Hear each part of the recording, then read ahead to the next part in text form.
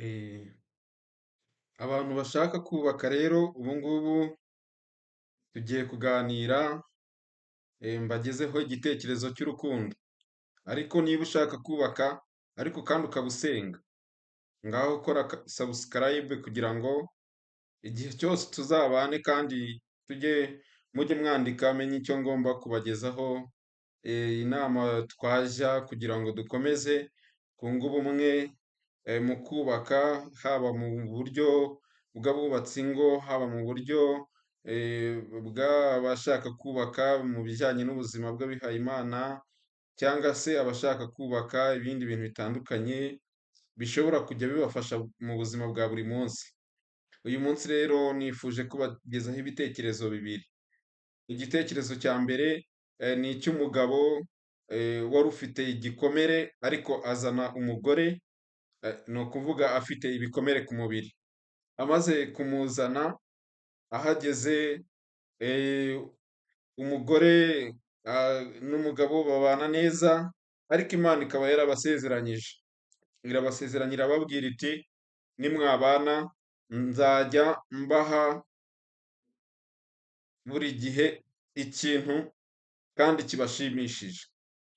Rero urumva nyine nk'abantu bari bakundanye bari mu bukene, umwe afite ibikomere undi ashaka kubaka, barabana barubaka ngo bagere mu rugo.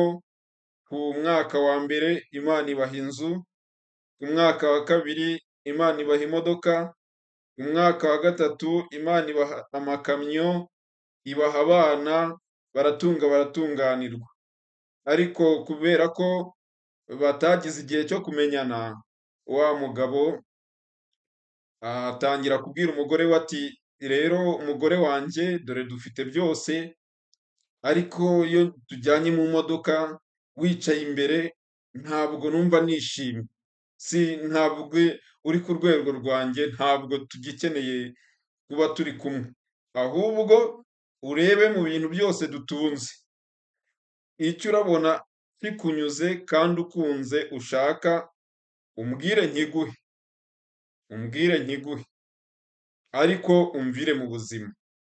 Ubwo rero umugore aratuza araceceka, hanyuma ajya gusenga. Imana iramubwira iti humura, iminsi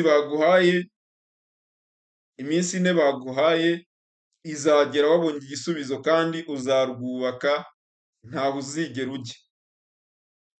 Hanyuma aragaruka mu rugo, byari bigeze ku munsi wa kane, ku munsi wa kabiri. Hanyuma kuri uwo munsi wa kabiri nijoro, urumva hari hasigaye indi minsi ibiri, arangije araryama.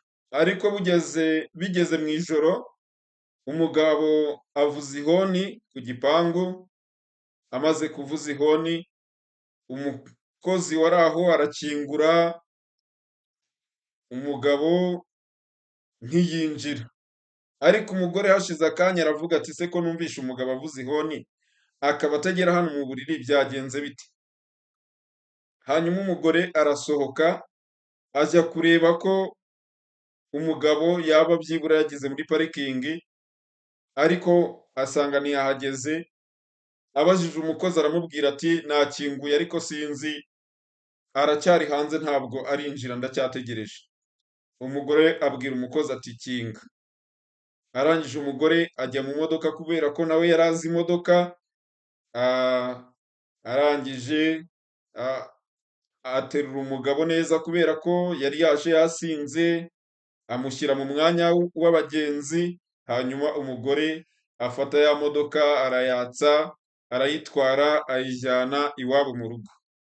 Hanyuma amugejejeyo aterura umugabo neza aramujyana amushyira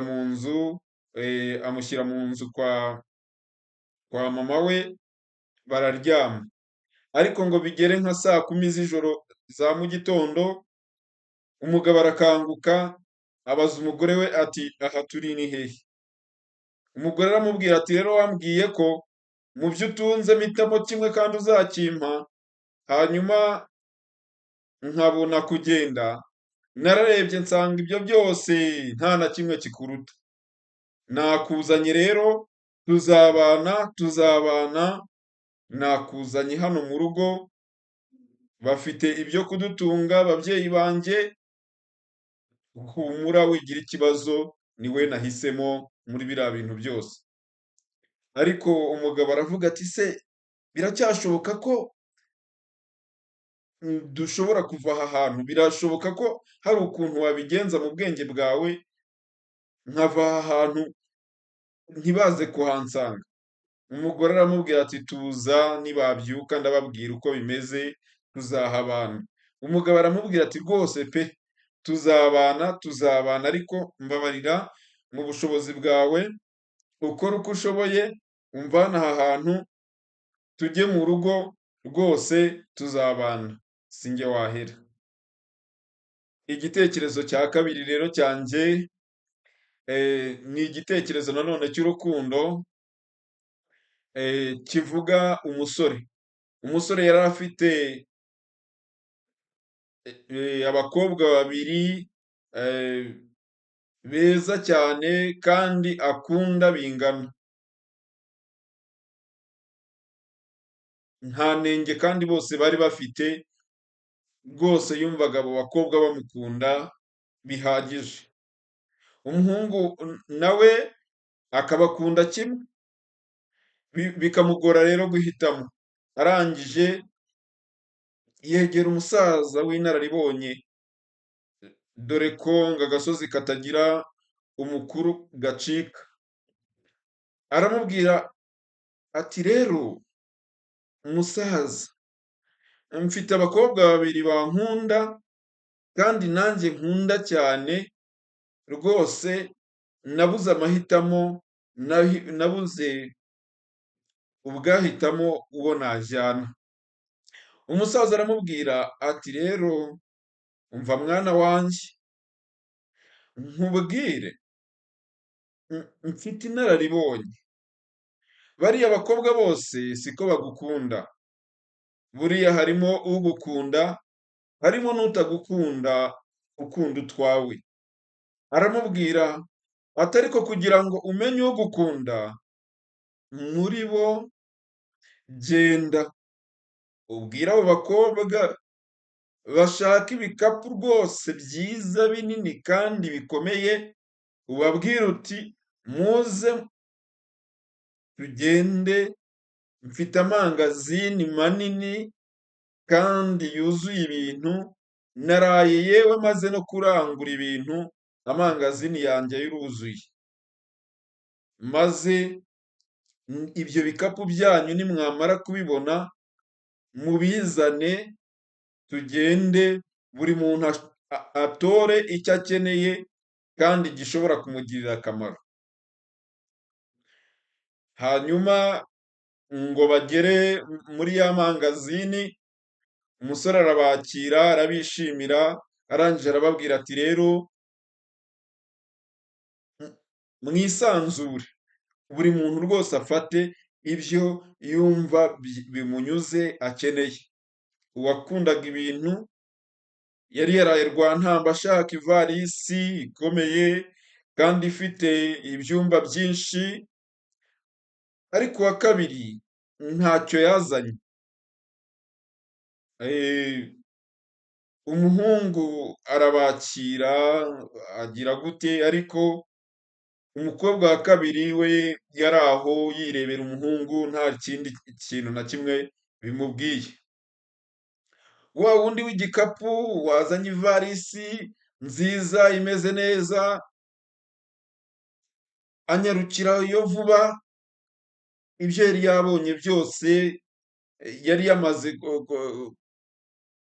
kubibara kugira ngo hatagira n'ubimutanga, yari yabibariye.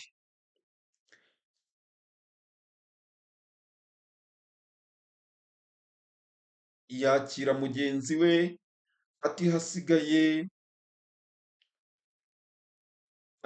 ni akawe, ije kanje kavuyeho. Ariko undi aramubwira ati rero mugenzi wanjye, ibyo ukora ntabwo ari byo. Niko kumubaza ati ariko wowe uri mu biki? Ariko umusore aramubwira ati urashoje, urumva unyuzwe, nta kindi uri kubura gisigayemo ngo utize n'igikapu cyanjye kugira ngo utagenda hari icyo usize hano? Undi ati ibyo nashakaga byose namaze rwose kubibona, igikapu cyanjye cyari cyihagije biruzuye. Umusore ati ngaho rero funga usohoke uba uhagaze hanze gato. Umusore abwira wa wundi ati se wowe kudatambuka, kutaza ngo uhitemo hanyuma nawe usohoke ugende nka mugenzi wawe, mugende mujye mu buzima bwishimye kandi bufite byose. Wa wundi aratambuka acakira ukuboko kwa wa musore aramubwira ati nararanganyije amaso mu butunzi bwawe bwose, nsanga nta kintu gishobora kukurusha agaciro, ariko mfite wowe nzaba mfite byose, kuko ibyo njyanye ibi bintu ntagufite ntacyo naba mfite, ariko ngufite mfite byose. Nimureke rero dushake Imana, tureke gushaka iby'Imana, kuko dufite Imana tuzaba dufite ibyayo byose. Dufite Imana dufite byose. Rero wa musore ibyo yakoze, yasimbukiye igikapu cya wa mukobwa, aramubwira ati zana ibyacu, n'ubundi wowe wari umujura, nta rukundo wankundaga, wari uje kunsahura, wari uje gusahura urugo rwanjye, wari uje kungira imbwa mu yandi magambo. Ubwo rero twakibaza ikibazo, ese nawe ukunda ibintu kuruta abantu n'Imana? Ese niba ukunda ibintu ntukunde abantu n'Imana, urumva bizakugeza ku ki?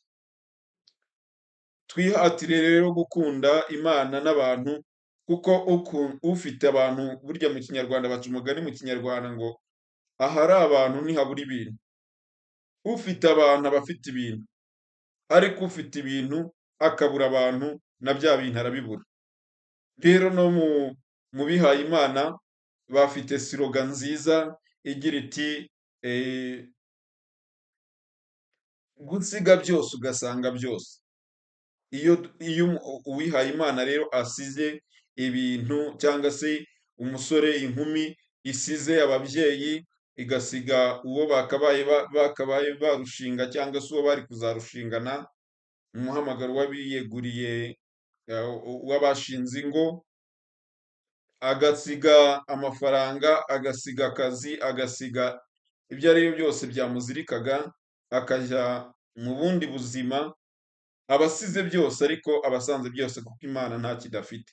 Imana ifite byose, nta gushidikanya, kuko n'ibyo ngibyo abo ngabo basigarana biyitirira, nabyo niyo yabiduhaye. Rero dukundane, kandi dukundane nta buryarya. Nimucyo rero dufatanye urugendo rwo kungurana inama, ibitekerezo, kubaho mu rukundo nta buryarya, kandi kwifuriza mugenzi wacu icyiza uko yaba ameze kose, utagendeye ku cyo afite, cyangwa icyo inyota yawe ishaka, ahubwo inyota yawe isonzere urukundo rwa muntu, ni ukuvuga urukundo rwa mugenzi wawe n'urukundo rw'Imana, uzagera kure. Ariko nugenda usonzeye ibintu, nugenda usonzeye ibindi byo ku ruhande, na twa tundi waganyiragaho uzatwakwa, nk'uko Bibiliya ibitubwira.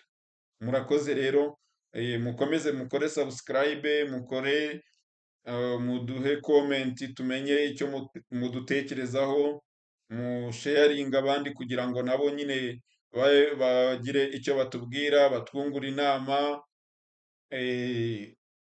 ndumva rero ari ibyo nabasaba kandi nkabashimira uburyo dukomeje gufatanya kandi mudufasha mukora subscribe.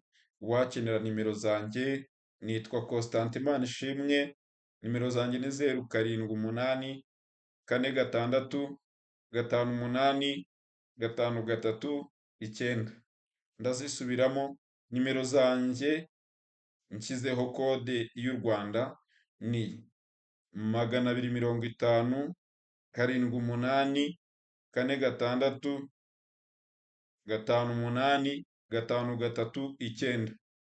Ndazisubiramo bwa gatatu, ni akamenyetso ko guteranya 250 7 4 6 5 8 539. Murakoze rero, mukomeze kugira ibihe byiza kandi mukundane nta buryarya, mutifuza iby'isi bihita, kubera ko n'imyaka dufite nta n'igihumbi tuba tuzabaho. N'iyo wafata iyaba iwanyu bose ukayiteranya nta gihumbi cyavamo. Rero mwumve ko hano turi abagenzi, ni ukugira ngo tuhace twerere imbuto Imana yadutumye, yatwohereje kugira ngo harangire ugushaka kwayo. Nta mpamvu rero yo kubabazanya, nta mpamvu yo kwifuza, nta mpamvu. Icya mbere ni urukundo. Murakoze.